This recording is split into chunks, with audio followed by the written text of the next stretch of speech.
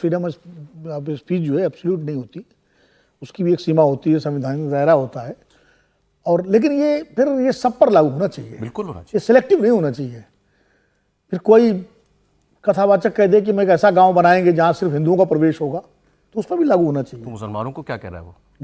सिर्फ हिंदू, गैर हिंदू आ ही नहीं सकता वहां उसमें। तो अगर आप गैर हिंदू कह रहा है मुसलमानों को मारेंगे? नहीं, तो इन्होंने कहा मारेंगे हिंदुओं को। इमरान मसूद ने यही तो कहा कि हम कानून में 1 घंटे में बदल देंगे, यही तो कहा ना। मैं कह रहा हूँ इमरान मसूद पर भी कार्रवाई हो, ऐसे तत्वों पर भी कार्रवाई हो, वो भी तो संविधान के विरोध की बात है ना। कोई गजवाए हिंद की अगर बात करता तो वो भी संविधान विरोधी है, कोई हिंदू राष्ट्र की बात करता वो भी संविधान विरोधी है। आज बाबा साहब अम्बेडकर की जयंती है, इसलिए ये बात बहुत जरूरी है। बाबा साहब ने कहा था कि हमें ना हिंदू राष्ट्र चाहिए ना मुस्लिम राष्ट्र चाहिए, हमको प्रबुद्ध और समर्थ भारत चाहिए, हमको शिक्षित भारत चाहिए, संगठित भारत चाहिए। तो बात फिर ये इमरान मसूद भी उतने बड़े जिम्मेदार हैं इस तरह के, या जो भी इस तरह के भाषण दे रहा।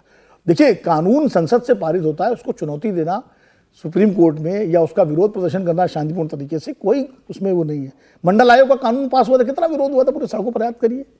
बच्चे तक, मतलब इतना भड़काया गया था, बच्चे तक जलने लगे थे, वो भी संसद ने ही पारित किया था कानून।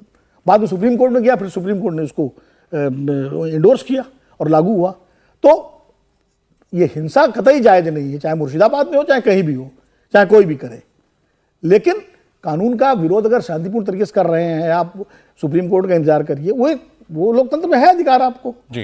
और डिक्टेटरशिप कहना गलत है, क्योंकि जो भी सरकार होती है बहुमत की सरकार होती है, और बहुमत से ही कानून पास होता है संसद में।